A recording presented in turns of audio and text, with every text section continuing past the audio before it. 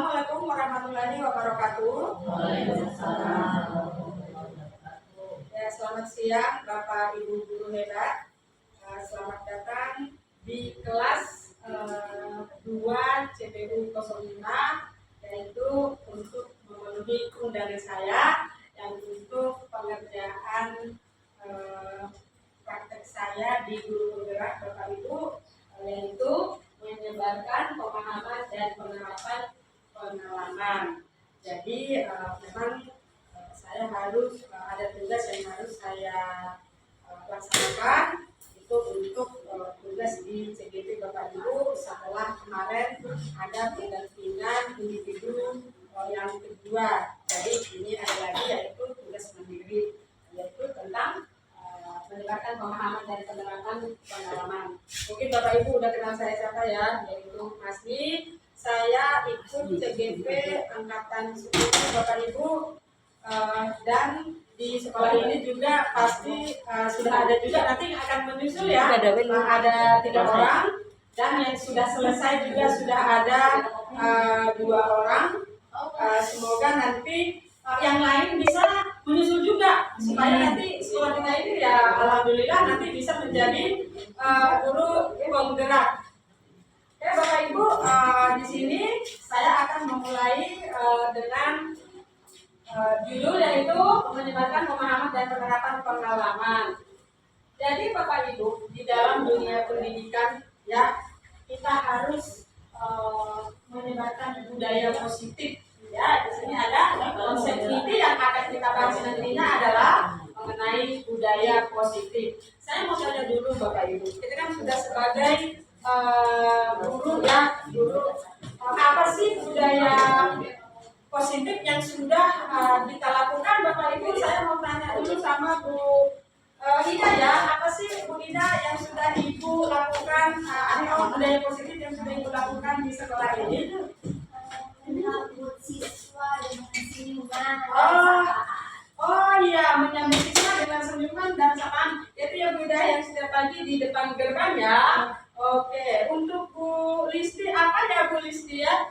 Bu Listi ya. Apa ya Bu, hal apa budaya positif yang sudah Ibu lakukan di sekolah ini?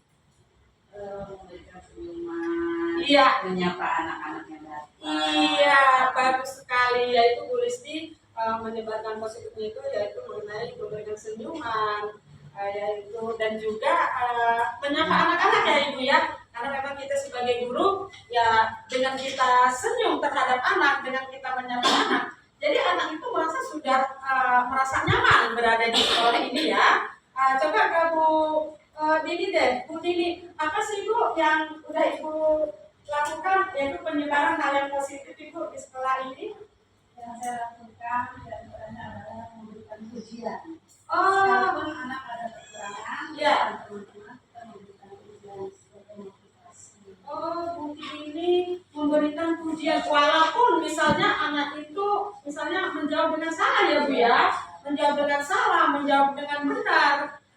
Pokoknya setiap tindakan yang dilakukan anak, Bu ini memberikan pujian ya Bu ya. Oke, berarti itu bisa menguatkan anak bahwa merasa dihargai ya, memberikan motivasi lagi untuk kedepannya bisa menjadi lebih baik ya Bu ya. Oke, terima kasih Bu Dini. Memang di SD CBU 05 memang guru-guru yang hebat ya. Tapi ada nih mau saya tanya lagi nih ke Bu Elis nih. Apa sih Bu hal apa budaya positif yang sudah Ibu lakukan di SD CBU 05? Ya, kalau di kelas itu semuanya berbadan Oh, terima kasih Ibu. Nih, jawaban yang luar biasa juga Bapak Ibu menanyakan kabar anak-anak. Ya, bukan cuma kabar anak-anak yang ditanya. Ditanya juga ke kabar orang tua di rumah ya Ibu ya.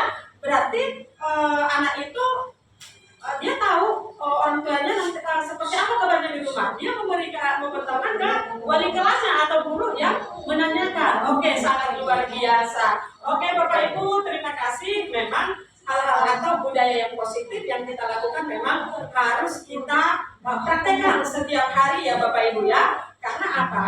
Supaya anak itu datang ke sekolah, dia merasa bukan apa, dia sekolah itu bukan menjadi beban ya Bapak Ibu ya.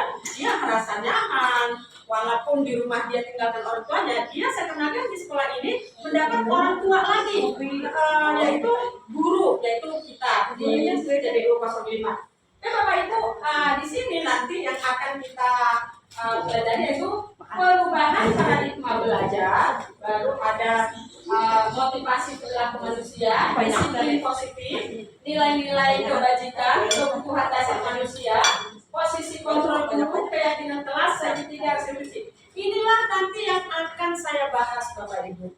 Oke, jadi yang pertama adalah pembelajaran dengan paradigma baru. Ya, pembelajaran dengan paradigma baru. Dari guru penggerak ini Bapak Ibu, banyak hal positif yang saya dapat. Kadang ada kata-kata yang tidak pernah saya dengar di dalam guru penggerak ini ada. Oh berarti harus seperti ini. Oh berarti harus seperti ini. Jadi banyak hal yang positif Bapak Ibu yang saya dapat dari program guru penggerak ini. Jadi yang pertama adalah pembelajaran dengan paradigma baru. Ya di sini pembelajaran dengan paradigma baru merupakan pembelajaran yang dirancang berdasarkan prinsip pembelajaran yaitu berdiferensiasi, sehingga para peserta didik belajar sesuai kebutuhannya berdasarkan tahap perkembangan sesuai teori psikologi modern untuk menunjukkan profil pelajar Pancasila. Bapak Ibu pasti sudah tahu apa sih profil pelajar Pancasila itu. Jadi mungkin di setiap hari juga waktu pembiasaan di lapangan itu sudah sering kita nyanyikan, malah anak-anak kita suruh bernyanyi ya Bapak Ibu ya. Apa sih profil pelajar Pancasila itu? Itu ya. Di sini ada beriman dan bertakwa. Ya, kita belajar, kita mengajar berarti harus sesuai dengan ini yaitu beriman dan bertakwa. Baru berkebinekaan global, bergotong royong, mandiri, kreatif, dan bernalar kritis Bapak Ibu. Coba mungkin supaya lebih semangat Bapak Ibu ya. Coba deh kita nyanyikan dulu apa profil pelajar Pancasila itu. Ya, siapa ya yang bisa memimpin ya? Atau saya aja ya. Pelajar Pancasila 1, 2, ya. Belajar Pancasila, beriman dan bertakwa pada Tuhan Yang Esa dan berakhlak mulia, berkebinekaan global, gotong royong mandiri, kreatif dan bernalar kritis. Oke, terima kasih Ibu Guru hebat. Ya, jadi itu Bapak Ibu. Jadi kita sebagai guru harus melangkah dari sini.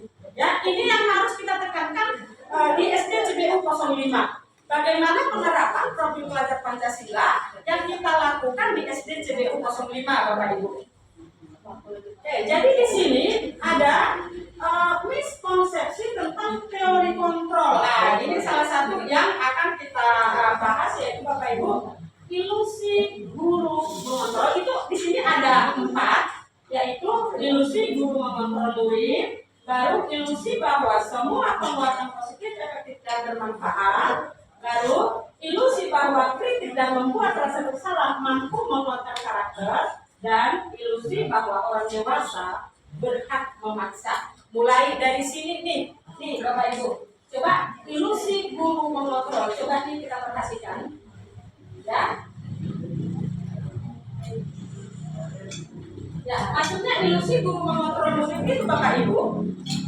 Kita tetap mengontrol murid itu. Ya, kadang di sini nanti ya kita tetap mengontrol murid, kita memberikan kebebasan tapi tetap kita kontrol.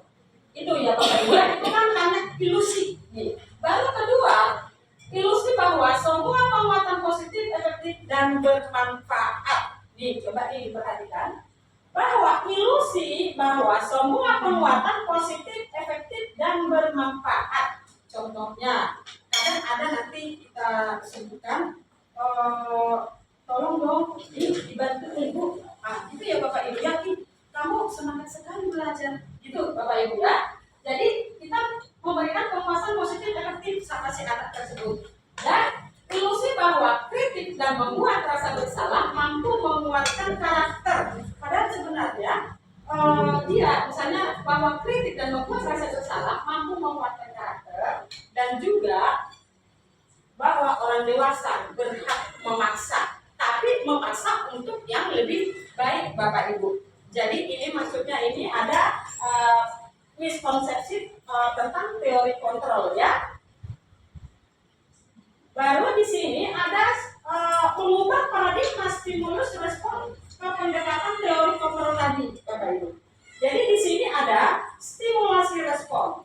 Realitasnya kebutuhan kita sama. Memang benar kebutuhan kita sama. Ini di stimulus responnya. Tetapi di teori kontrol kebutuhan kita berbeda, Bapak Ibu.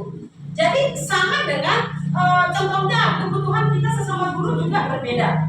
Misalnya kalau dalam hal makanan saja kita ada yang berbeda ya Bapak Ibu ya, ada yang berbeda dan begitu juga dengan anak-anak. Mereka berbeda, mereka berbeda cara contohnya cara pendekatan kita ke anak ya, cara pendekatan kita ke anak ya.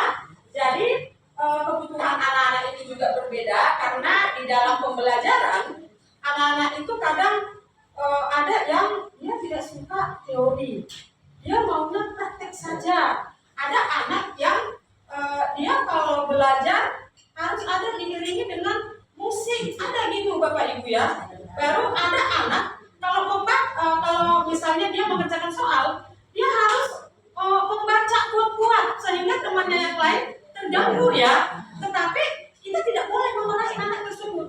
Sampai ada kemarin di kelas saya pas ujian ada seorang anak pas ujian dia membaca kuat-kuat sehingga temannya yang di samping sepertinya merasa terganggu Bapak Ibu. Apa sih suara kencang banget sih jadi saya terganggu. Coba kalau ini sebenarnya apa sih tindakan yang harus kita buat Bapak Ibu untuk anak seperti ini?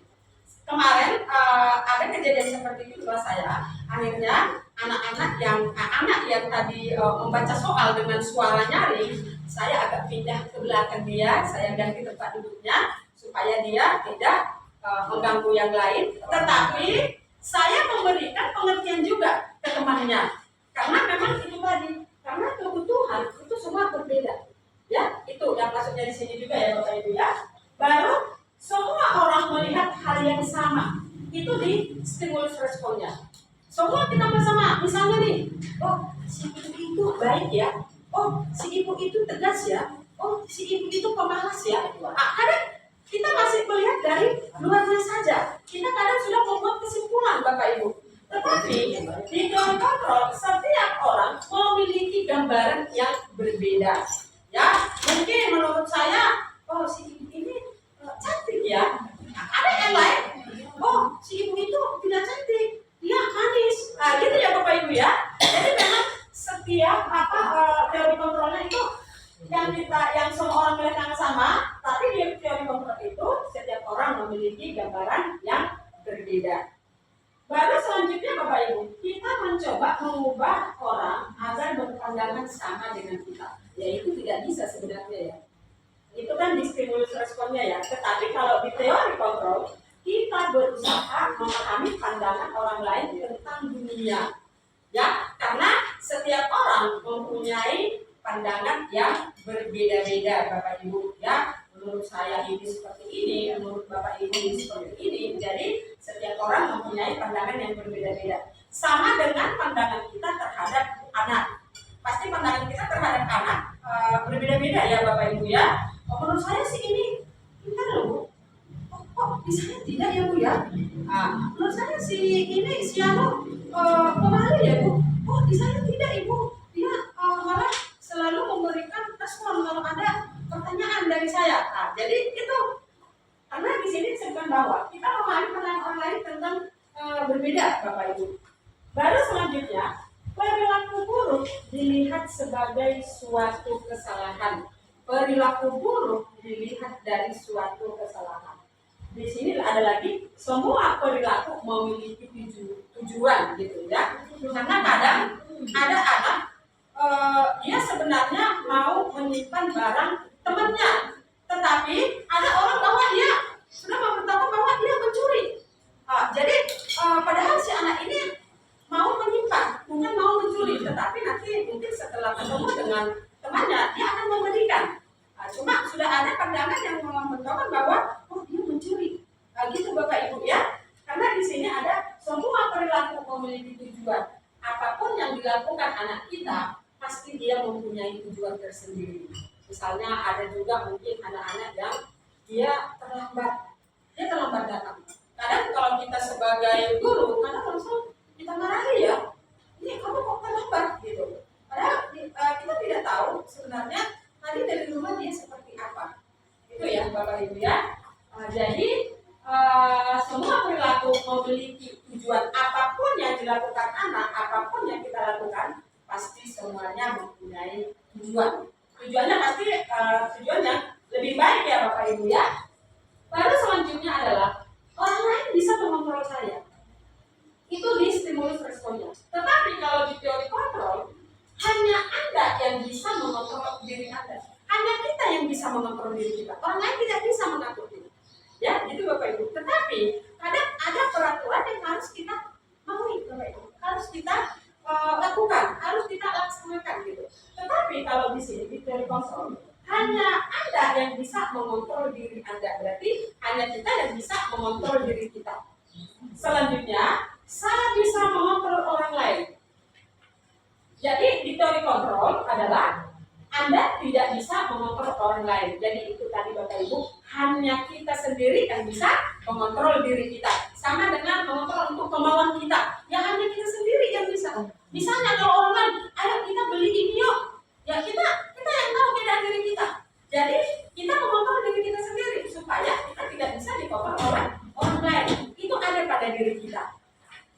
Selanjutnya, pemaksaan ada pada saat bujukan gagal. Pemaksaan ada saat bujukan gagal. Tetapi di teori kontrol adalah kolaborasi dan konsensus menciptakan pilihan-pilihan baru ya. Kita kadang tidak bisa memaksakan seseorang Bapak Ibu ya. Karena kalau kita paksakan kadang malah hasilnya tidak bagus kalau kita memaksakan. Tetapi kolaborasi dan konsensus menciptakan pilihan-pilihan baru. Jadi kita harus mengadakan kolaborasi atau kerjasama ya. Itu yang harus kita lakukan. Baru model berpikir menang kalah. Jadi di sini lagi model berpikir menang. Jadi ini maksudnya kita tidak bisa bilang ke anak itu kamu salah, ini salah, tidak bisa. Kita cuma bisa memberikan penguatan. Akhirnya kita menang gitu Bapak Ibu ya. Itu maksudnya di sini adalah yang mengubah paradigma stimulus respon ke pendekatan teori kontrol. Jadi ini Bapak Ibu untuk teori kontrolnya. Selanjutnya Bapak Ibu ada disiplin positif, namanya juga positif ya Bapak Ibu ya. Yang tadi apa sih positif? Apa hal positif yang sudah kita lakukan di sekolah ini? Ada tadi yang menyapa siswa, ada yang menanyakan kabar siswa, ada yang menanyakan atau sudah menyambut siswa di gerbang. Itu termasuk hal positif Bapak Ibu. Karena apa? Hal positif yang akan kita lakukan itu bisa berpengaruh baik terhadap orang lain. Contohnya seperti kita guru, hal positif dari berpakaian juga kita harus ada hal positifnya Bapak Ibu ya. Misalnya kita rapi. Bagaimana kalau kita menyuruh anak rapi sedangkan kita juga bajunya seperti apa gitu ya Bapak Ibu ya. Apalagi kalau di dunia pendidikan guru itu sebagai artis ya. Bagaimana supaya anak-anak itu tidak bosan melihat gurunya. Dulu ada pengalaman saya Bapak Ibu waktu kuliah, ada guru saya ini dia kurang untuk menyampaikan materi, kalau menurut saya kurang ya Bapak Ibu ya. Tetapi anak-anak atau mahasiswa tetap banyak mengikuti perkuliahan di guru. Karena apa? Penampilannya bagus, rapi, cantik.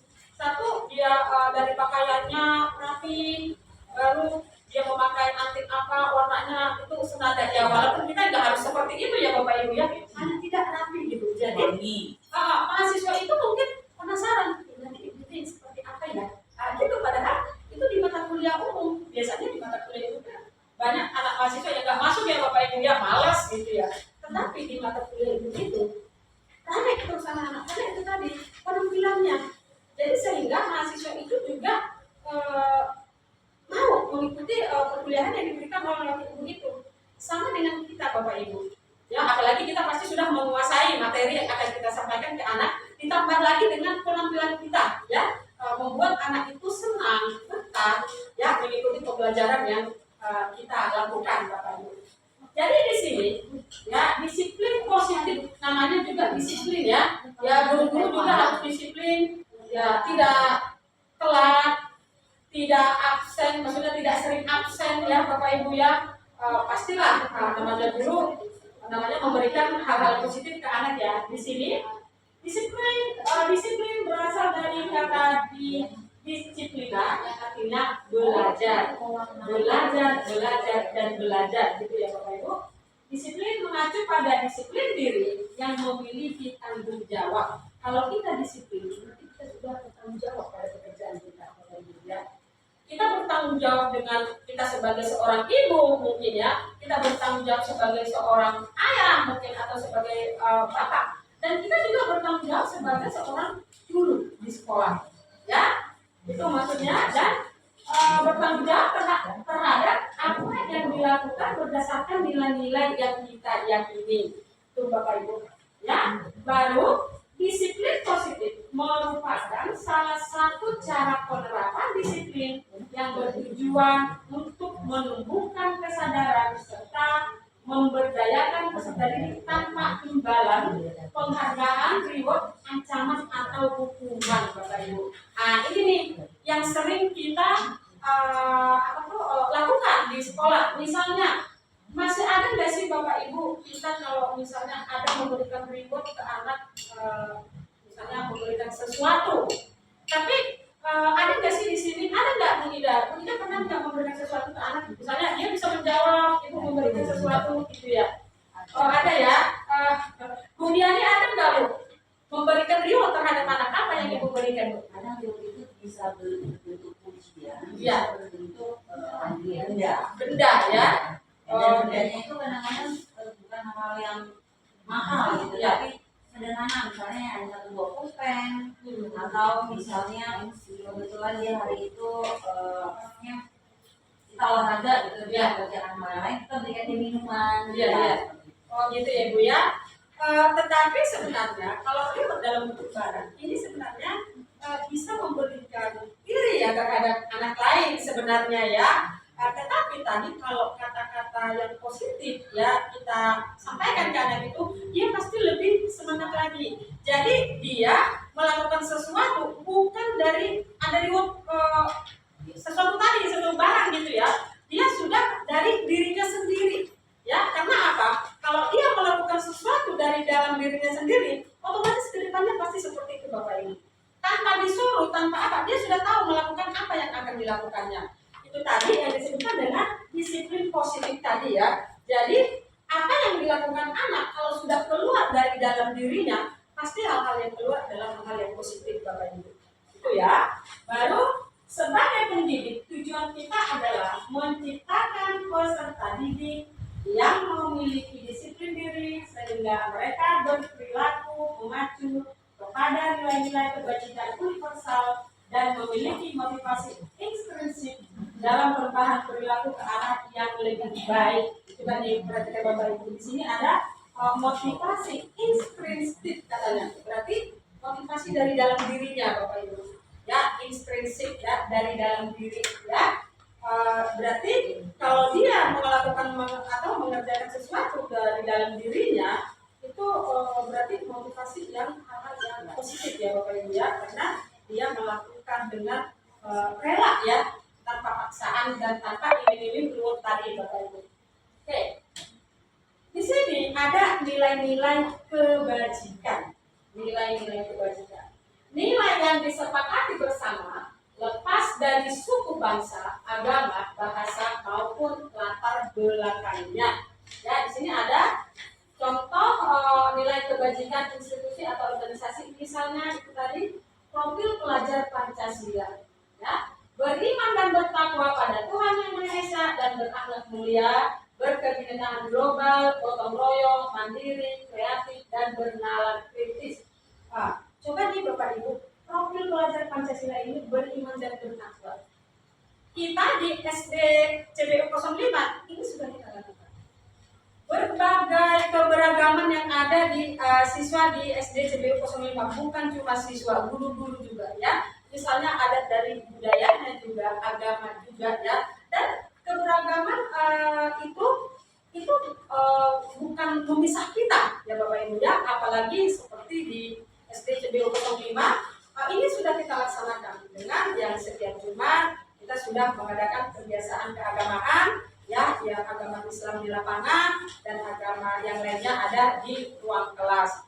Dan juga untuk hari-hari besar agama juga, misalnya kalau Maulid kita laksanakan, dan kalau Natal juga kita laksanakan di sekolah ini. Berarti kita memang benar-benar sudah melaksanakan ya, profil pelajar Pancasila yang bertakwa kepada Tuhan Yang Maha Esa. Karena apa?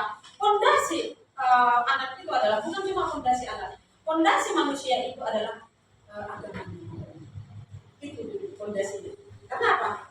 Ya tanpa agama ya dia bingung ya, aku mau menjadi apa nih ke depannya. Nah, jadi inilah nilai-nilai inilah yang kita sampaikan di sekolah SD CBO 05 bahwa anak itu misalnya sudah kita memberikan kebebasan yaitu melakukan keagamaannya masing-masing, misalnya agama Islam dan juga agama lain-lainnya. Dan Bapak Ibu di sini ada berkebinekaan global. Berkebinekaan global. Ya, ini maksudnya ya Bapak Ibu ya.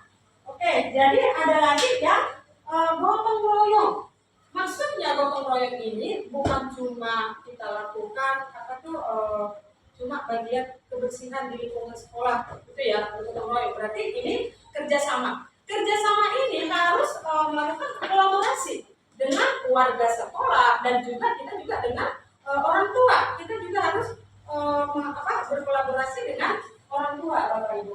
Dan mandiri. Ya, mandiri ini ya, jadi yang setiap kita lakukan pembiasaan di lapangan, anak-anak itu tanpa kita arahkan, tanpa kita ngamuk-ngamuk dari atas suruh. Tapi anak itu sudah mandiri, yaitu dia sudah rela datang ke langsung dia udah tahu langsung di lapangan gitu, udah langsung berbaris, malah sudah langsung berbaris sesuai dengan kelasnya masing-masing Bapak Ibu.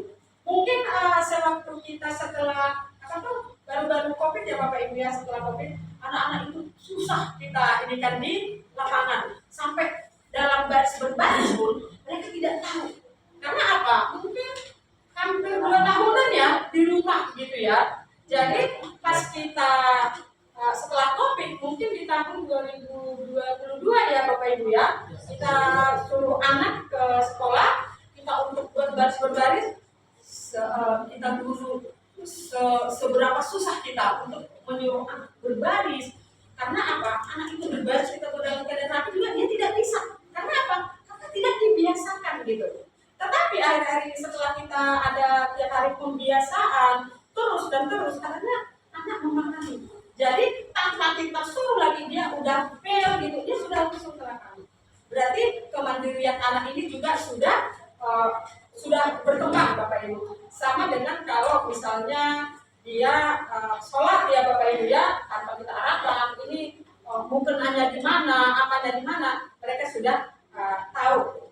Dan juga Bapak Ibu, dan anak-anak ini juga kita harus kreatif atau kreatif ya Bapak Ibu ya. Jadi dia kreatif membuat satu benda bisa dibuat menjadi bentuknya apa. Jadi dia kreatif Bapak Ibu. Jadi ini juga yang harus kita arahkan ke kita ajarkan ke anak supaya anak itu harus kreatif. Ya, baru ada bernalar kritis. Maksudnya dia harus bernalar kritis. Jadi nggak harus terima langsung apa yang kita sampaikan. Dia akan bertanya lagi, ini kenapa Bu? Ini bagaimana Bu?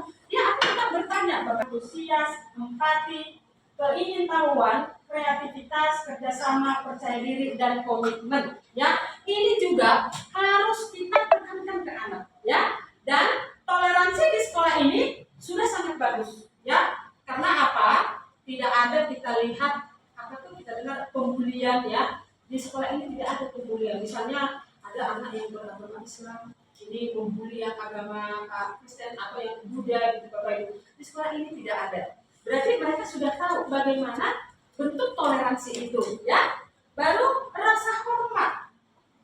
Ya anak, karena memang rasa hormat ini adalah misalnya anak kalau kita sudah saling menghormati, ya bukan karena kita sebagai kakak kelas kita semena-mena terhadap anak kita, anak yang adik kelas kita gitu, atau adik kelas anak-anak kita gitu ya, atau guru senior ya sama dengan guru junior, tapi kita di sini saling menghormati.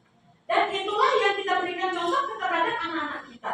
Karena sampai saat ini mudah-mudahan sampai selamanya anak-anak kita itu rasa hormat itu dan toleransi itu tetap terjaga di SD CBU 05. Baru ada integritas, mandiri, saling menghargai ya, saling menghargai. Apapun berasal dari manapun anak tersebut, dia saling menghargai. Sama dengan kita dulu berasal dari manapun teman kita saling menghargai. Karena kalau kita saling menghargai berarti kenyamanan ya, kenyamanan pasti sudah terlaksana di sekolah ini. Guru, siswa, orang tua, kepala sekolah dan juga lainnya. Malah kita juga harus mengadakan kerjasama terhadap masyarakat di lingkungan sekolah kita. Itu Bapak Ibu ya. Jadi ada lagi percaya diri dan setiap manusia pasti mempunyai komitmen. Baru selanjutnya Bapak. Dan ini kita harus tanamkan terhadap anak didik Bapak Ibu ya. Baru lurus hati, pendengar yang aktif, tidak merendahkan orang lain dan memberikan yang terbaik dari diri Bapak Ibu ya. Lalu selanjutnya, jadi inilah yang disebut dengan nilai-nilai kebajikan, yaitu nilai yang disepakati bersama lepas dari suku bangsa, agama, bahasa maupun latar belakang yang berbeda Bapak Ibu.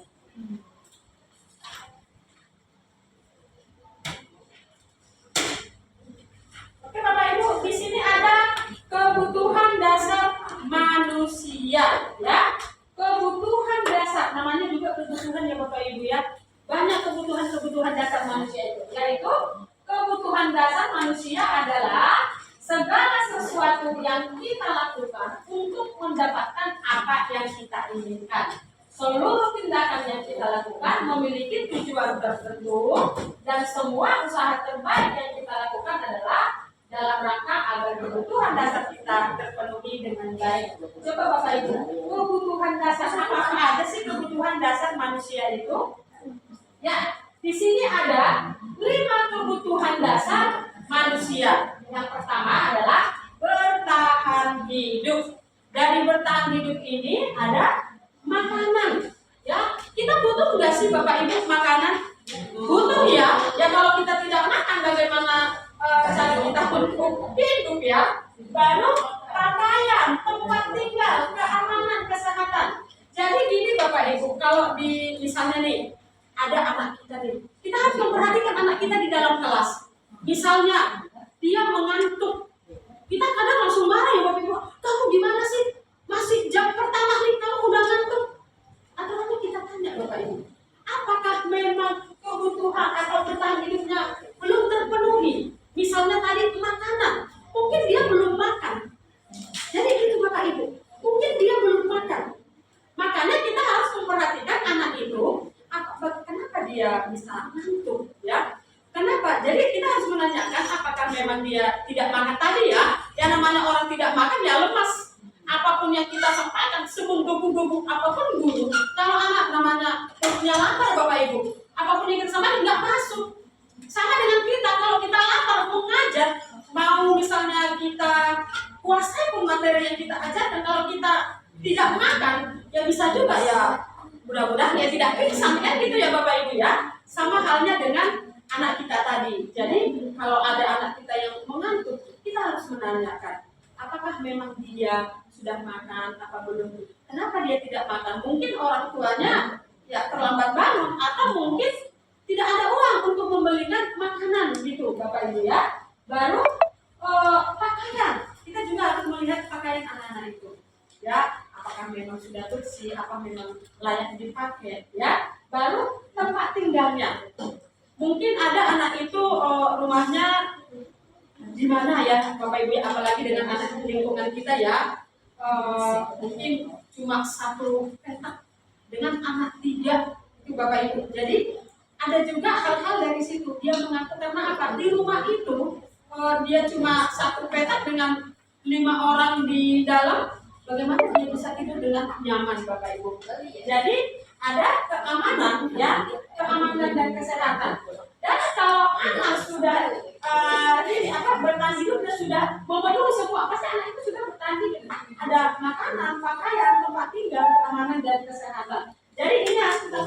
yaitu bertahan hidup, kebutuhan dasar yang bertahan hidup. Baru kedua Bapak Ibu, kasih sayang dan rasa diterima. Kasih sayang dan rasa diterima. Di sini ada rasa diterima, dipedulikan, berbagi kerjasama menjadi bagian dalam kelompok. Mungkin Bapak Ibu pernah memperhatikan anak. Kalau kita kuat dalam berdiskusi, ada anak ini yang tidak aktif ya, sampai ada temannya, Bu, dia enggak ikut Bu, dia diam-diam aja Bu, cuma menerima hasil katanya. Padahal mungkin dia di situ adalah rasa diterima, maksudnya dia itu yang satu kelompok itu tidak bukan temannya. Kadang anak-anak kalau udah kita bagi, dia kamu kelompok nggak mau gitu, cuma tetap kita paksa Bapak Ibu. Akhirnya dia di sana merasa tidak diterima. Karena apa? Teman dekatnya bukan yang itu. Tetapi bagaimana cara kita untuk menghilangkan itu? Jangan terus kita buat anak itu dia harus satu kelompok dengan teman dekatnya gitu. Itu harus kita ubah mindsetnya itu.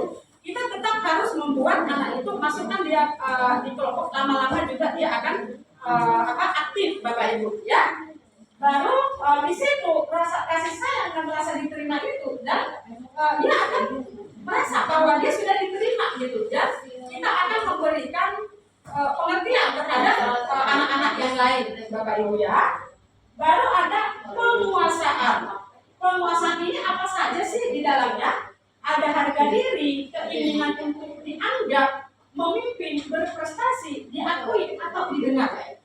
Ini banyak anak-anak yang kita perhatikan di kelas. Misalnya ada anak ini selalu pengen selalu pengen nomor 1. Gitu ya Bapak Ibu ya. Misalnya saya bu, dia tidak memberikan kesempatan kepada temannya. Banyak hal-hal ini yang kita temui di dalam kelas. Ada anak yang secara garis besar dia menguasai gitu ya. Penguasaan di dalam kelas supaya dia dianggap menjadi pemimpin, berprestasi. Padahal inilah yang harus dia diakui. Jadi kita harus memberikan pengertian terhadap anak tersebut ya. Kita akan memberikan kesempatan yang lain, kesempatan dengan anak-anak lain Bapak Ibu. Jadi itulah yang disebut penguasaan. Baru kebutuhan dasar manusia itu ada kebutuhan kebebasan Bapak Ibu ya. Mandiri, memiliki pilihan, mencoba hal baru, mampu mengendalikan arah dirinya. Dia harus mampu mengendalikan, ya. Dia harus mampu mengendalikan. Baru ada kesenangan. Kesenangan itu apa saja? Ada bermain, humor, antusiasme dan tertawa. Coba Bapak Ibu, mungkin ada guru yang setiap hari tegang Bapak Ibu ya. Rupanya kita di setiap kelas itu Bapak Ibu harus yang kesenangan ini harus kita berikan juga ke anak. Ya, ada bermain, humor, antusiasme dan tertawa. Kita harus menanyakan, kalau misalnya ada di dalam satu kelas itu diam saja, itu perlu dipertanyakan sebenarnya Bapak Ibu. Ada nggak sih interaksi di dalam kelas itu? Apakah memang anak itu diam karena takut? Nah kan gitu ya Bapak Ibu ya. Jadi kadang kita kita kadang sudah menjudge orang lain, ini anaknya nih banget, gitu ya. Padahal sebenarnya di situ interaksi belajar itu. Jadi ada yang bertanya, ada yang menjawab, ada yang memang itu yang kebebasan sama penguasaan itu terus dia dominan gitu Bapak Ibu ya. Rupanya guru juga harus mempunyai pengetahuan terhadap anak. Ya, ini bagaimana supaya jadi jangan tegang terus di dalam kelas. Kita harus membuat anak itu tertawa gitu ya, bercanda. Rupanya itu juga harus dimiliki oleh seorang pengajar. Jadi jangan anak itu diam. Rupanya itu belum tentu dia bisa menerima pembelajaran dari kita. Ya, tetapi kalau kita masuk ke dalam kesenangan ini, bermain, humor, antusiasme dan tertawa, dan di dalam pembelajaran ini pun kita bisa mengadakan atau membuat suatu permainan, Bapak Ibu ya. Jadi ini dan humor dan supaya anak-anak itu merasa senang menerima pembelajaran dari kita. Jadi ada 5 kebutuhan dasar tadi, yaitu bertahan hidup, kasih sayang dan rasa diterima, penguasaan, kebebasan, kesenangan. dipenuhi oleh anak-anak tersebut. Ini yang harus kita berikan terhadap anak-anak tersebut, Bapak Ibu. Oke, selanjutnya adalah motivasi perilaku manusia. Ini tadi ya, rupanya ada dua bagian dari motivasi perilaku manusia itu. Ada motivasi ekstrinsik dan ada motivasi intrinsik. Ekstrinsik itu dari luar, ya. Kalau intrinsik itu dari dalam, ekstrinsik itu dari luar. Misalnya, untuk menghindari ketidaknyamanan atau hukuman. Ada anak ini, dia mengerjakan sesuatu cuma untuk menghindari dari hukuman, Bapak Ibu. Bukan dari dalam dirinya. Ya, dia cuma yang penting saya kerjakan tugas, yang penting selesai. Padahal itu tadi dia nyontek. Ya. Dan sama dengan kedua, Bapak Ibu, misalnya nih, anak-anak itu terlambat. Anak terlambat. Biasanya kita langsung menghukum ya. Kita hukum gitu anak itu. Tapi kalau kita hukum, misalnya nih, kamu terlambat, kamu menghormat bendera, langsung gitu kita buat Bapak Ibu. Akhirnya untuk besok-besoknya dia datang bukan karena memang dari hatinya ya, tetapi karena untuk menghindari hukuman tadi. Berarti bukan dari dalam dirinya. Baru kedua itu maksudnya Bapak Ibu untuk menghindari ketidaknyamanan hukuman. Misalnya tadi mengerjakan PR, walaupun dia nyontek, ya, dia tidak terlambat, dia sebenarnya hanya untuk menghindari hukuman tersebut, ya. Baru ada lagi untuk mendapatkan imbalan atau penghargaan dari orang lain. Itu tadi reward yang kita berikan, Bapak Ibu. Ya, jadi kita kalau misalnya memberikan imbalan ke anak-anak atau reward, jadi tadi dengan ujian, ya, supaya dia lebih meningkatkan lagi hal-hal positif yang sudah dilakukan. Baru yang dari motivasi intrinsik adalah untuk menjadi yang mereka inginkan dan menghargai diri sendiri dengan nilai-nilai yang mereka percaya. Dia menghargai dirinya, yaitu motivasi tersendiri sudah ada dari dalam diri, yaitu makanya disebutkan dengan motivasi intrinsik. Dia melakukan karena akan ada hal-hal positif yang akan dilakukannya. Jadi itu motivasi perilaku manusia, yaitu ada dua, motivasi ekstrinsik dan motivasi intrinsik. Sampai di sini ada yang mau bertanya, Bapak Ibu? Ibu, Ya. tanya. Tadi kan Ibu bilang kalau misalnya anak terlambat, Ya. jangan langsung kita marahin gitu. Ya, ya. Karena kita nggak tahu dianya seperti apa. Tapi Ya. Bu, kalau kita menghukum, kita melakukan itu, ada diskrepensi ke anak-anak yang lain ngomong kan, saya ngajar SD ya, Bu. Ya, Saya tanya dulu karena Ya. rumahnya jauh. Tapi kan anak-anak yang lain gak mau tahu tuh, Bu. Misalnya, oh Ah, dia betul. melanggar, kok Bu Zia nggak ngasih hukuman gitu. Oh. Jadi memberi efek ke teman-teman yang lain, mengarahkannya seperti apa ya, Bu? Ya, Ya. memberikan efek kepada Iya, teman-temannya ya. nah, kan kita tahu dia terlambat, Ya, oke. kerja karena rumahnya jauh, kita kasih dispensasi. Ya. Tapi kita memberikan pengarahan ke teman-teman yang tidak tahu soal itu bagaimana ya, Bu? Ya. Gitu. Oke, jadi disinilah peran kita sebagai guru, bagaimana hukuman yang kita buat supaya anak-anak ini, ibu guru aplikasi gitu ya, aplikasi. Makanya sebelum kita memberikan, misalnya anak itu tidak jadi kita hukum, kita memberikan kenapa anak itu tidak kita hukum, dan ya kita panggil anak itu ke depan, dan setelah kita mendapat jawaban dari anak itu, ya, dan kita memberikan jawaban itu terhadap anak-anak yang lain, dan kita memberikan pengertian karena si anak tersebut ada alasannya kenapa terlambat, kan gitu ya. Misalnya orang tuanya mungkin sakit, ya, orang tuanya sakit, mungkin dia disuruh mandikan adiknya dulu, gitu ya, atau mungkin yang namanya manusia ya Bapak Ibu ya, kadang kan kita perhatikan juga apakah memang dia setiap hari membuat kesalahan, kan gitu ya. Ada orang, ada anak memang tiap hari dia ada yang terlambat, tiap hari dia ada yang terlambat. Inilah yang kita lakukan, yaitu dengan berkolaborasi dengan orang tuanya.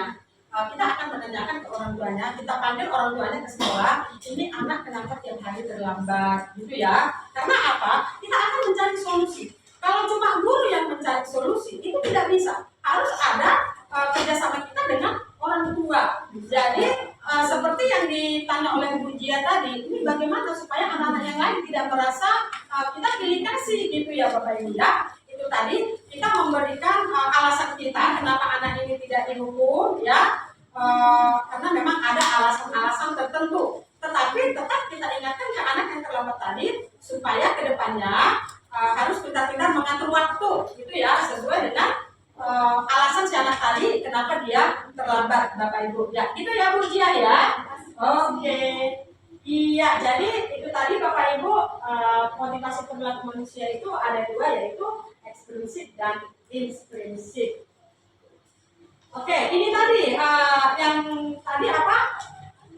Hukuman. Ada, saya juga baru tahu Bapak Ibu, ada rupanya apa, restitusi ya. Ada restitusi. Baru coba diperhatikan, ada hukuman ya, hukuman yang kita berikan ke anak tidak terencana, tiba-tiba ya, ini tidak terencana, tiba-tiba. Murid tidak tahu apa yang akan terjadi, tidak dilibatkan, bersifat satu arah, berupa hukuman fisik dan psikis. Nah, coba ini diperhatikan, ada tidak terencana. Jadi ini bentuk hukuman. Bentuk hukuman itu ada tiga, ada hukuman, konsekuensi, dan restitusi. Jadi coba diperhatikan Bapak Ibu, tidak terencana tiba-tiba. Misalnya ada anak yang terlambat tadi, kita langsung suruh dia hormat bendera. Itu termasuk hukuman ya Bapak Ibu ya, karena apa tadi? Tidak terencana tiba-tiba. Jadi besoknya lagi dia tidak tahu kalau dia terlambat, hukumannya kita kasih dia tidak tahu. Misalnya untuk ini kita suruh dia lari lapangan, itu Bapak Ibu ya, karena apa, di hukuman itu adalah ada berupa fisik atau psikis ya. Baru kedua, murid tidak tahu apa yang akan terjadi, tidak dilibatkan ya. Selanjutnya, bersifat satu arah, cuma kita saja yang menentukan hukumannya, tidak ada kesepakatan ya, itu maksudnya ya. Baru berupa hukuman fisik itu tadi kita suruh hormat bendera, kita suruh mungkin lari keliling lapangan 5 kali, dan juga ada psikis ini Bapak Ibu. Misalnya kamu sih terlambat tiap hari, mungkin dia terngiang-ngiang terus ya, kata-kata itu ya Bapak Ibu ya. Terngiang itu berarti kita sudah memberikan hukuman ke dia, yaitu bukan cuma fisiknya, psikisnya ya. Atau mungkin adakah di sini yang pengalaman misalnya diberikan guru hukuman tetapi bukan fisik tetapi psikis sampai sekarang ini? Ada nggak ya Bapak Ibu di sini pengalaman yang di waktu SD mungkin, atau SMP atau SMA? Ada nggak? Ya berarti mungkin tidak ada ya Bapak Ibu ya. Maksudnya psikis. Seperti dulu saya ada pengalaman Bapak Ibu. Jadi dulu saya sewaktu SMP itu paling tidak suka pelajaran matematika. Jadi suatu hari guru ini memanggil, ayo kamu kerjakan di depan soal ini. Saya ke depan, ya karena memang saya tidak bisa mengerjakan. Jadi si guru tersebut, guru kamu. Jadi kata-kata itu Bapak Ibu, itu sih tidak fisik ya yang saya terima ya, tapi psikis saya. Saya terus mengingat dan saya terus mengingat si guru tersebut sampai sekarang, karena dengan kata-kata yang tidak enak tadi. Berarti jangan juga sampai seperti itu kita sampaikan ke anak kita ya Bapak Ibu. Iya, pernah ya Bu ya? Iya. Iya. Kan SMA perasaan baik-baik aja kan. Jadi anak yang baik aja gitu. Iya. Ketika baris upacara di depan saya itu kayak mau pingsan. Iya. Kan otomatis ketika lagi pengibaran bendera kan mereka semua hormat ya. Iya. Jadi teman saya udah Boleh. kayak nah itu saya pegang kan, jadi saya tidak hormat pada saat itu. Jadi kejadiannya mungkin kepala sekolah lihat di depan, disangkanya saya bercanda. Saya langsung diambil, saya langsung diberdiriin di depan lapangan. Gitu ya Bu ya. Jadi kebayang gitu, itu kayak malu banget gitu kan perasaan. Dan itu tidak kejadian setelah itu tidak ditanya, jadi kenapa saya tidak tertib, tidak hormat bendera, karena di pikiran saya di depan kok teman saya udah bilang pusing gitu kan, otomatis saya pegang. Nah itu sampai sekarang membekas kayak gitu. Iya, betul sekali Bu. Jadi intinya kalau kita disuruh ke depan, apalagi dalam posisi upacara, bukan cuma kelas kita aja yang ada di situ. Mulai dari kalau misalnya Ibu tadi di SD apa SMP itu? Itu udah SMA. Udah SMA ya. Bayangkan Bapak Ibu seberapa banyak SMA di lapangan ya. Kita disuruh ditaruh berdiri di depan. Berarti memang gitu ya. Ibu pasti ingat terus ya, sampai sekarang ya pasti ingat ibu ingat terus guru yang kepala sekolah ya. Bapak itu kan kepala sekolah ya. Kalau saya juga Bu ingat dulu itu karena memang kamu kadang-kadang bisa jadi ejekan dari teman-teman saya juga terhadap saya gitu. Jadi itulah yang memang tidak bisa kita sampaikan ke anak Bapak Ibu, itu psikisnya. Kalau dipukul ya setelah itu mungkin nggak sakit ya. Tetapi kalau kata-kata itu, ya udah sampai saya mau hidupnya dia ingat ya. Apalagi kadang kita kata-kata yang sangat misalnya membuat kita terlalu sakit ya, pasti kita ingat mungkin sampai selamanya ya. Jadi itu ada lagi nggak? Ada kenangan yang misalnya ada hubungan psikis gitu, diingat sampai sekarang. Kayaknya pengalaman pahit gitulah ya semasa sekolah. Ada nggak Bu? Iya. Tadi kan psikis yang nggak bisa lupa. Ya. Ada juga yang fisik nggak bisa lupa. Karena itu kalau saya waktu SD. Iya, gimana itu? Jadi kita itu dihukum satu kelas, Ya. dicubit sama guru kelasnya gara-gara ada yang kentut tapi nggak ngaku. Jadi salah siapa yang ngaku dia cubit dan cubitannya itu sakit banget sampai biru dia bilang. Sampai biru ya. Dan sampai sekarang masih ingat nih. Jadi itu memang fisik ya. Fisik juga bisa. Bisa ya. Dan terus. Ya, karena memang gini Bapak Ibu. Apalagi ibaratnya kalau mohon maaf, kalau burung angin itu kan masih tabu ya buat kita ya. Kalau kita malunya gimana gitu. Sekarang yang kentut siapa? Ya, Semuanya. karena memang yang melakukan tadi itu dia mau ngaku cuma nanti dia malu ya. Apalagi malu gitu ya. Jadi akhirnya semua jadi dihukum ya Bu ya. Dicubit ya. Fisik sama psikis ya. Karena sampai sekarang masih diingat. Oke Bapak Ibu, jadi itulah yang hukuman misalnya fisik rupanya bukan cuma fisik, ada psikis juga bisa termasuk di dalamnya ya. Baru anak itu datang terlambat. Namanya kita tata tertib di sekolah, tidak datang terlambat. Kalau terlambat bla bla bla bla, ada hukuman yang kita berikan ya. Misalnya kalau tidak terlambat seperti kita taruh di depan. Itu ya, baru kalau terlambat dia misalnya kita suruh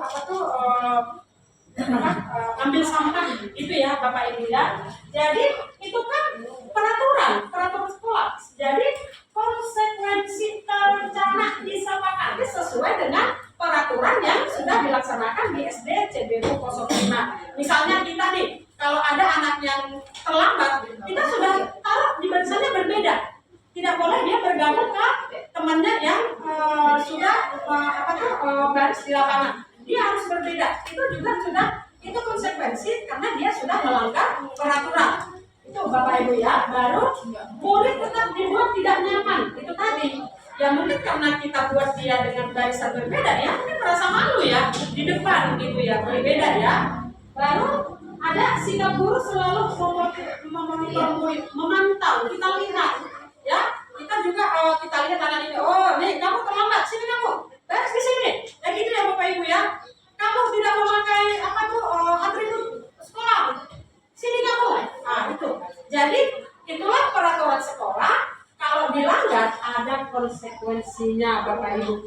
Baru ada lagi restitusi. Restitusi ini ada juga, yaitu proses menciptakan kondisi bagi murid untuk memperbaiki kesalahan. Di sini ada dialog, tidak langsung dihukum. Misalnya itu tadi namanya restitusi itu ada dialog. Misalnya nih, kamu kenapa terlambat? Emang di rumah nggak dibangunin orang tua?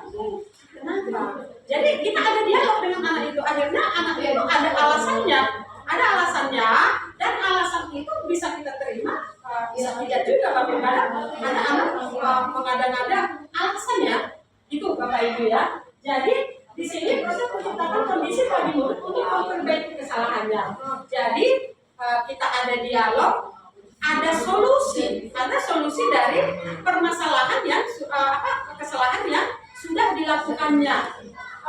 Baru ada juga dengan kolaborasi yang mengajarkan murid mencari solusinya sendiri. Ini tadi dengan kesepakatan kelas itu Bapak Ibu. Ya, jadi kita sudah ada dialog, baru dia dari kesalahannya apa yang harus tindakan apa yang harus dilakukan anak tersebut ya. Makanya ada kesepakatan kelas. Saya tahunya kesepakatan kelas ini adalah di guru penggerak ini. Yang dulu saya tahu adalah tata tertib di kelas. Nah, di guru penggerak ini baru saya tahu ada kesepakatan kelas. Kalau kita dulu tata tertib di kelas itu ya Bapak Ibu kita tahu ya. Rupanya ini ya kesepakatan kelas, sepakat. Maksudnya sepakat itu adalah mereka sendiri yang membuat. Itu tadi yang dari hatinya. Ya, itu maksudnya Bapak Ibu proses kolaboratif yang mengajarkan murid untuk mencari solusinya sendiri dari permasalahannya dengan dialog-dialog yang kita ciptakan tadi, dia bisa mencari solusi dari kesalahan yang dibuatnya Bapak Ibu. Oke Bapak Ibu, ini tadi ada 5 posisi kontrol guru. Ada 5 posisi kontrol guru Bapak Ibu. 1, penghukum. Itu tadi tuh. Anak itu datang, kamu sini, dari depan. Nah, langsung gitu ya. Misalnya dia telat, kamu nggak berpakaian lengkap di depan. Itu penghukum Bapak Ibu. Kamu nanti menghormat bendera setelah upacara. Keliling lapangan 5 kali, push up 5 kali. Mungkin dari penghukuman ini, mungkin ada yang berakibat fatal ya Bapak Ibu ya. Seperti mungkin banyak yang kita dengar cerita-cerita sebenarnya tidak kesengajaan. Guru itu nyuruh anak itu push up misalnya ya sampai 10 kali. Mungkin si anak ini mungkin belum makan dari rumah. Dia push up.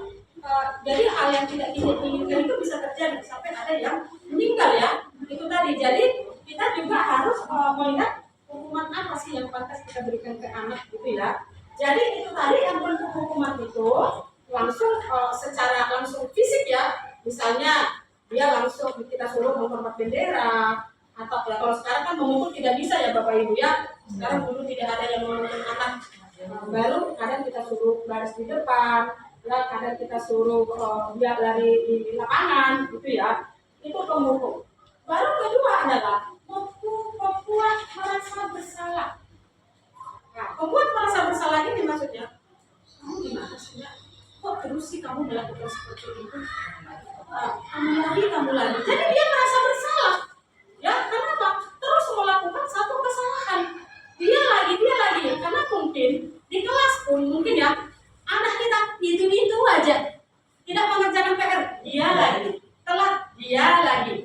Jadi yang ribut dia lagi. Itu ya Bapak Ibu ya. Itu kadang yang kita dapatkan di kelas juga ya.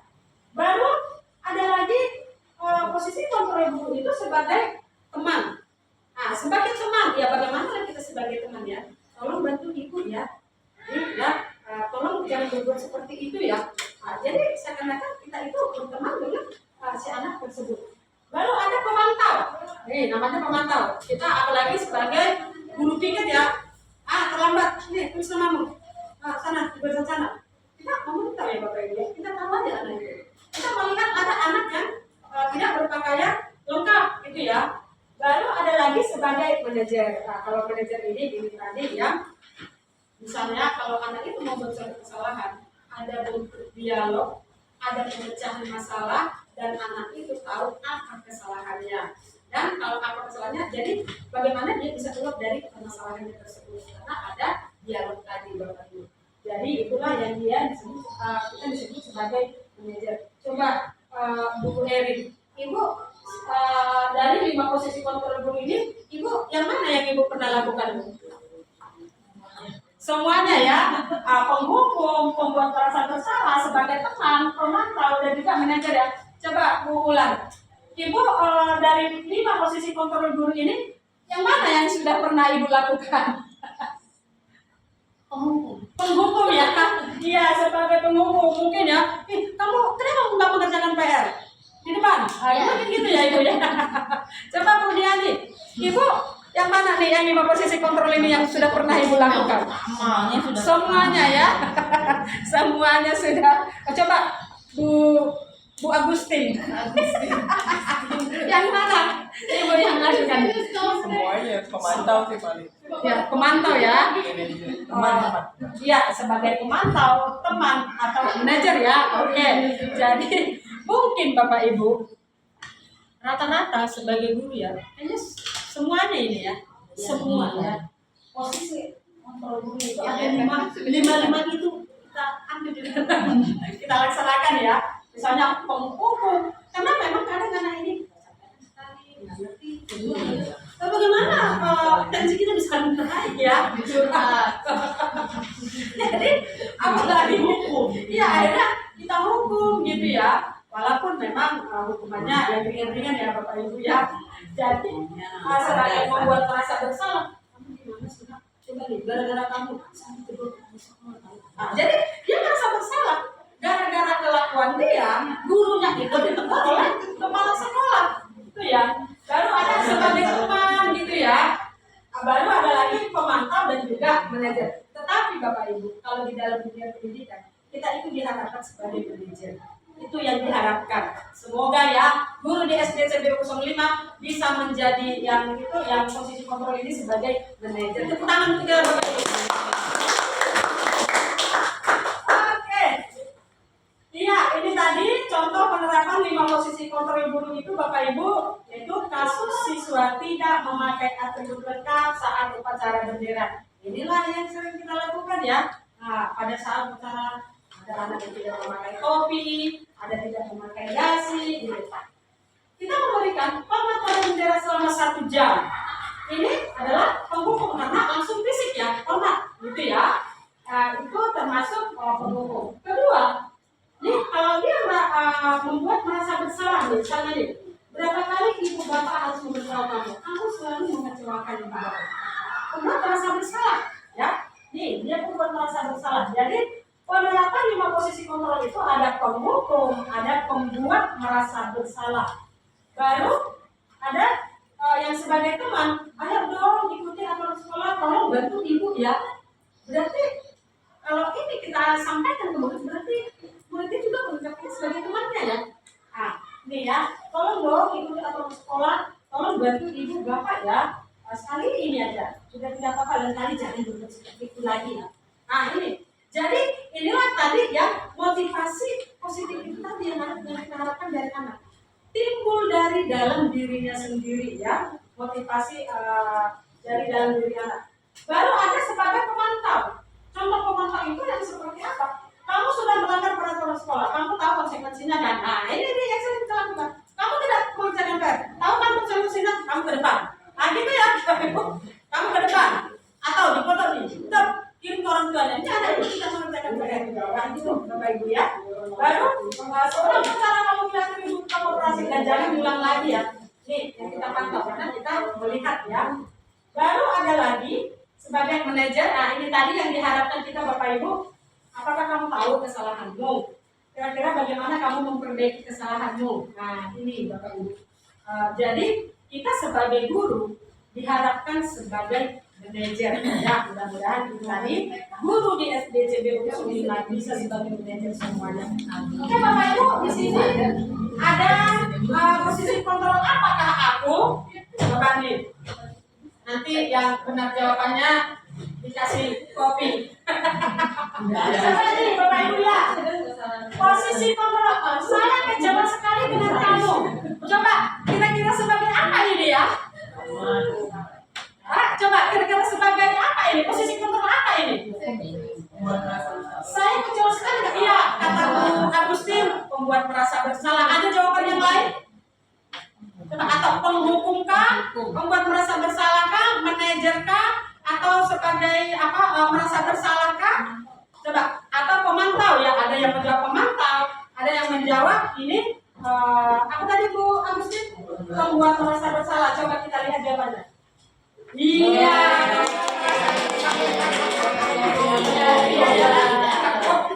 Jadi saya kecewa sekali dengan kamu.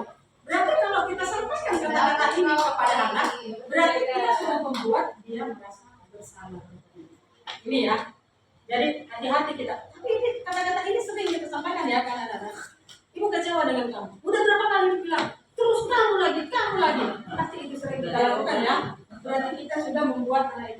bersalah. Kalau merasa bersalah gitu ya. Oke, selanjutnya kamu tidak pernah benar melakukannya. Ini apa ini ya? Pemantau. Ya, ada jawaban lain? Ada penghukum, ya, ada pemantau, ada penghukum. Coba nih kita lihat dulu jawabannya. Penghukum ya. Kamu tidak pernah benar melakukannya. Ke penghukum ya, Bapak Ibu ya. Oke, kita lihat lagi. Apa rencanamu untuk menyelesaikan masalah ini? Ini nih yang diharapkan tadi itu. Oke, ada ya, manajer ya, coba. Iya, Bapak Ibu ya, manajer ya. Apa rencanamu untuk menyelesaikan masalah ini? Gitu ya. Lalu, ayo lakukan demi Bapak Ibu ya. Ini sebagai apa? Teman ya. Ayo lakukan ya, lakukan demi Bapak Ibu ya. Iya, sebagai teman. Lalu, kamu tidak pernah mendapat nilai jika tidak mengerjakan tugas. Apa ini? Penghukum. Kamu tidak pernah mendapat nilai jika tidak mengerjakan tugas. Ini apa ya? Pemantau. Ada ya? Penghukum. Coba kita lihat. Iya, pemantau. Berarti sudah berapa kali kita perhatikan dia tidak mengerjakan tugas. Kan gitu ya? Kamu tidak pernah mendapat nilai jika tidak mengerjakan tugas. Gitu ya? Coba nih. Oke, ini tadi nih. Keyakinan kelas. Mengapa keyakinan kelas? Mengapa bukan peraturan sekolah? Siapa ya yang bisa menjelaskan ini? Coba apa sih peraturan? Apa sih keyakinan kelas? Ada nggak sih Bapak Ibu yang bisa menjelaskan ini? Ya. Dibuat berdasarkan kesepakatan bersama. Ya, keyakinan kelas dibuat berdasarkan kesepakatan bersama. Oke. Peraturan kelas hanya satu pihak, satu arah ya. Satu arah ya. Biasanya dari gurunya. Oke, ya betul ya. Kalau keyakinan kelas, namanya juga keyakinan kelas ya, dibuat dari anak itu yang membuat sendiri ya. Keyakinan kelas dari dalam dirinya. Berarti kalau biasanya peraturan yang dari dalam diri itu pasti kita lakukan ya Bapak Ibu ya. Tetapi kalau peraturan itu yang melakukan adalah sekolah dan ada konsekuensi kalau dia melanggar, kan gitu ya. Ada peraturan, oh kamu tidak mengerjakan PR, berarti kamu harus di sini, gitu ya Bapak Ibu ya. Jadi coba ini diperhatikan, ada pembentukan keyakinan kelas ya bersifat abstrak, berupa pernyataan universal, dibuat dalam pernyataan positif ya, sedikit saja agar mudah diingat, sesuai dengan kondisi kelas dan sekolah sehingga mudah diterapkan. Semua warga kelas dilibatkan saat membuat keyakinan kelas. Maksudnya di sini Bapak Ibu, sedikit saja agar mudah diingat. Misalnya mungkin dari satu kelas ada 36 ya. Jadi enggak mungkin 36 juga kesepakatan kelas kita buat. Pasti kita buat yang secara umum. Yang dibuat anak itu pasti ada kriteria-kriterianya Bapak Ibu ya. Jadi inilah yang disebut pembentukan keyakinan kelas. Jadi tidak semua jawaban anak itu kita buat. Karena kadang bahasa-bahasa yang panjang juga mereka tidak mengingat ya, tidak paham ya. Jadi bersifat abstrak, berupa pernyataan universal. Jadi tidak boleh ada jangan mengotori lantai, jangan membuang sampah sembarangan. Kemarin kan sebenarnya tidak boleh jangan.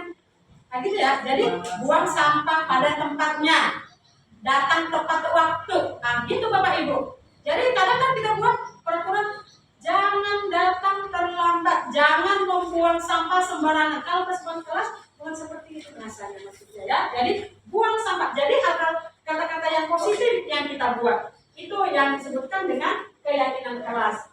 Coba Bapak Ibu, nah seperti ini keyakinan kelas di kelas saya. Coba ini kita lihat dulu ya.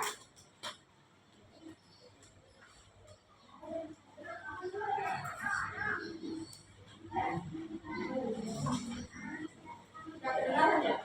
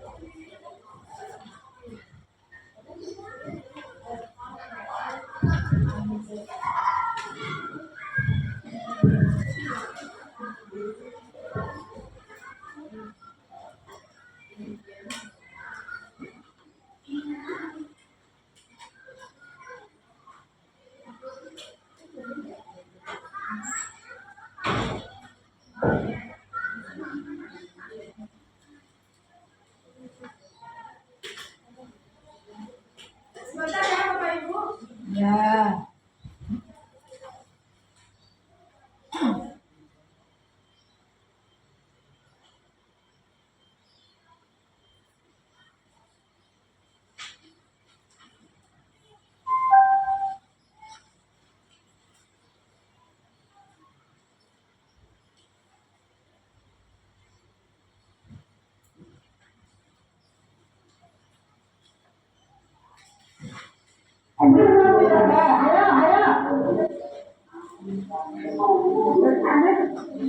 Nah, ini contohnya ya kesemuanya kelas.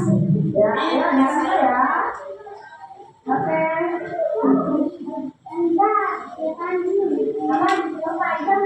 Oh, kembali. Ayo, sekolahnya dulu. Ya, lanjut, Nak, lanjut.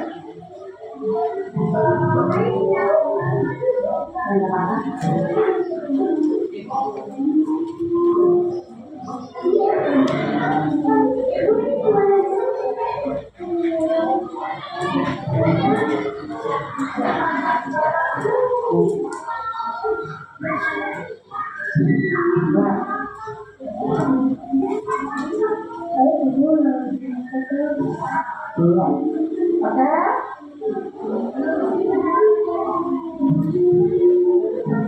Ya, coba ada lagi, udah selesai. Oke, Anita, contoh, Anita.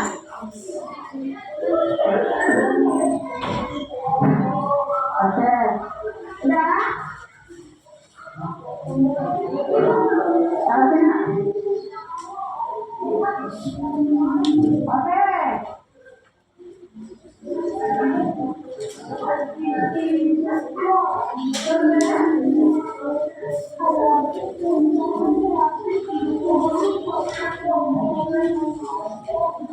Oke, ya, ya, mundur. Agak jauh.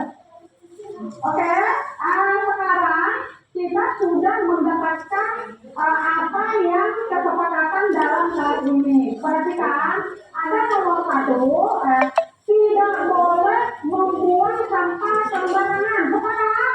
Sepakat ya. Baru tidak boleh berbicara kasar.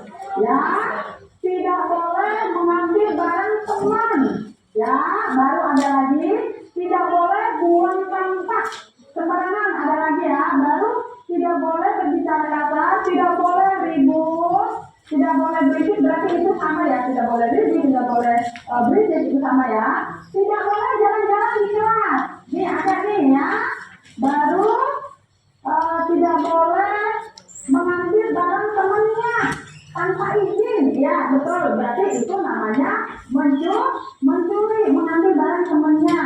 Baru tidak boleh membuang sampah sembarangan, tidak boleh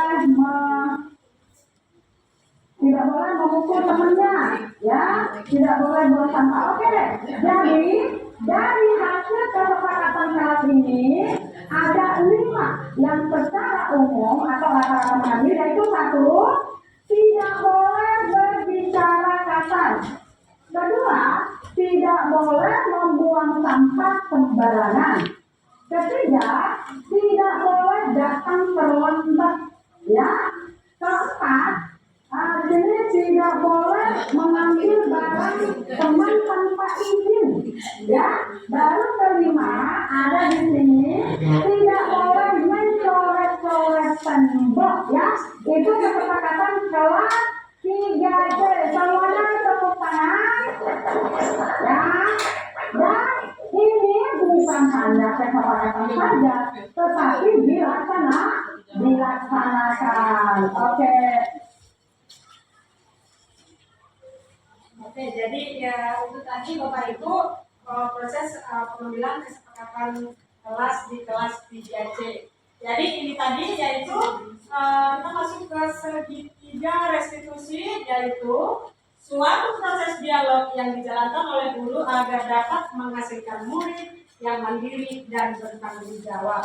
Jadi yang pertama ada menstabilkan identitas, menanyakan keyakinan, validasi tindakan yang salah. Itu tahap segitiga restitusi ya Bapak Ibu ya. Oke, jadi di sini maksudnya menstabilkan identitas itu adalah berdasarkan prinsip membuat kesalahan adalah bagian dari proses pembelajaran. Yaitu berbuat salah itu wajar, tidak ada manusia yang sempurna. Ibu Bapak juga pernah melakukan inilah kata-katanya Bapak Ibu ya. Itu disebutkan dengan menstabilkan identitas. Baru yang selanjutnya, validasi tindakan yang salah, yaitu berdasarkan prinsip setiap perilaku berupaya memenuhi suatu kebutuhan tertentu, yaitu kamu pasti punya alasan mengapa melakukan hal itu. Ya, padahal kamu bisa melakukan yang lebih buruk dari ini ya. Kamu patut bangga karena telah melindungi sesuatu yang penting buatmu dan kamu melakukannya karena mempertahankan sesuatu penting bagimu. Jadi ini validasi tindakan yang salah. Jadi ini Bapak Ibu, jadi dari pemaparan ini saya akan mengambil kesimpulan penutup, yaitu dalam penerapan program disiplin positif hendaknya guru memiliki standar kepribadian, profesional dan sosial yang baik, di mana guru mampu merefleksikan dirinya dalam posisi kontrol saat ini, bagaimana perjalanan dirinya sebagai among atau manajer yang menuntun murid-muridnya menjadi insan yang mandiri, merdeka, dan bertanggung jawab. Inilah sebenarnya yang diharapkan tidak pada kita sebagai pendidik. Terima kasih Bapak Ibu sudah mengikuti acara ini, dan semoga apa yang kita diskusikan juga tadi bisa bermanfaat untuk kita semua. Terima kasih.